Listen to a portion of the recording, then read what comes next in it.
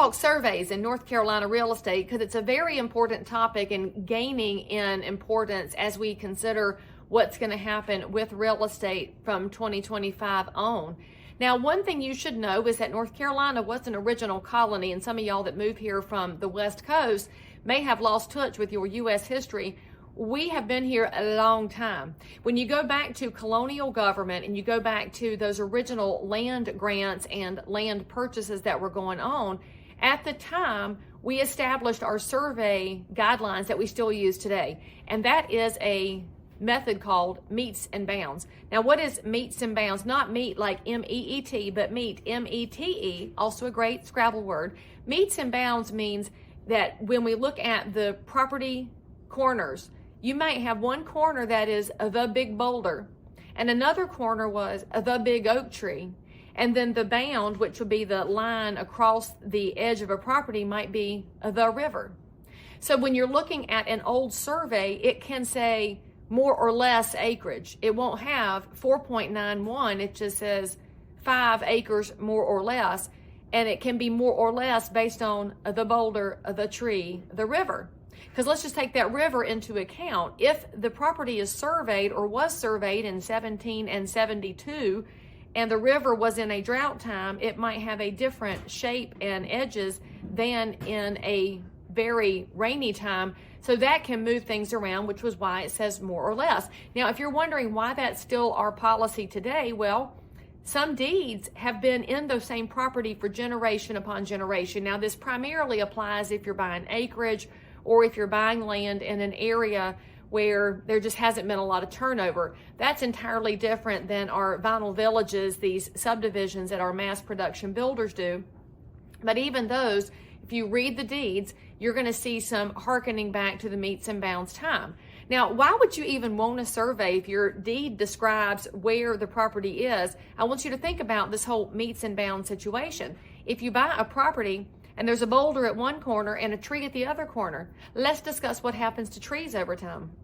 That's right, they die, they get cut down, they can wind up being their own squabble over the hardwood, or you could see a natural disaster come through that takes out the tree. In fact, that same natural disaster, aka Helene, can come in and move that giant boulder with the great force of water, and then, that same Helene storm takes that river on the one boundary and moves the river 500 feet. So if you purchased the property and the river was the boundary, but now the river has moved, what happens next? Well, friends, that's going to be our next big legal question here in North Carolina, and it has not really even come up yet. But what is going to happen to someone whose land definition has been changed by a natural disaster, that once in a 1,000-year flood? We don't really know. What I can tell you is that as a seasoned realtor, I tell all of my clients to get a survey because you need to know what you're buying today so that if you have a squabble later, you will know where your squabbles have some purchase. Now, I want you to think about what that means if you're in a vinyl village subdivision. You can also call them Pop-Tart houses, production homes, whatever you want to call it, but basically it's 5 floor plans with some different elevations. Shuffle them all up in a hat and toss them out, and shazam, you have a neighborhood.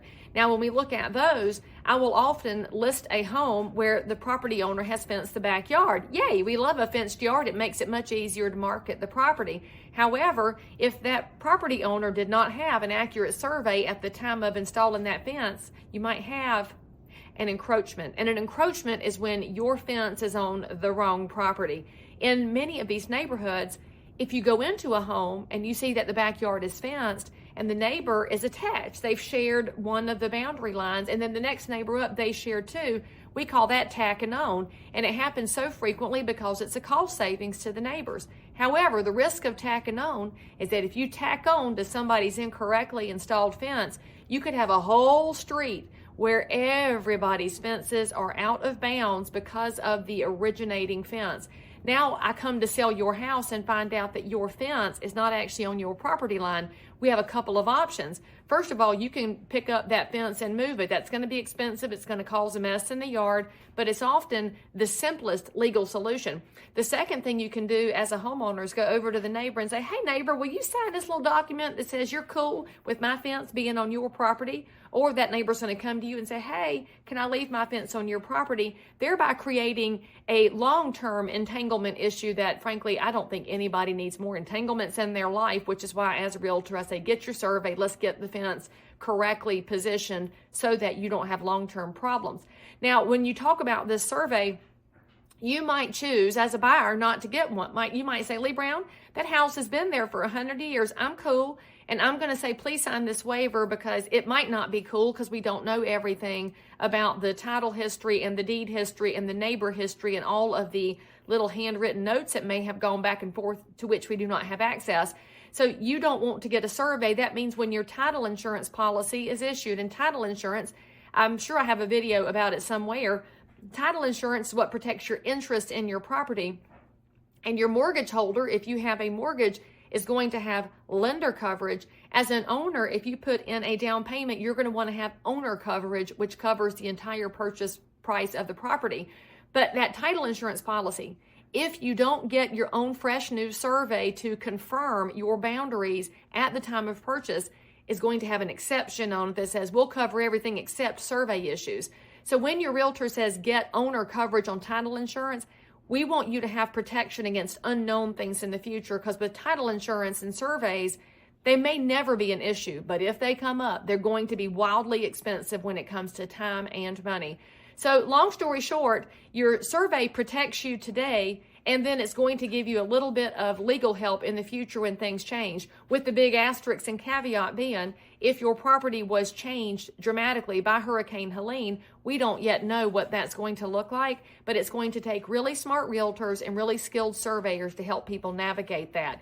I'll add one more note here. If you have a young person in your life who's good at math and who is good at understanding physics and geology and spatial reasoning, they should look at being a surveyor, because we do have a shortage of surveyors, not just in North Carolina, but across the country.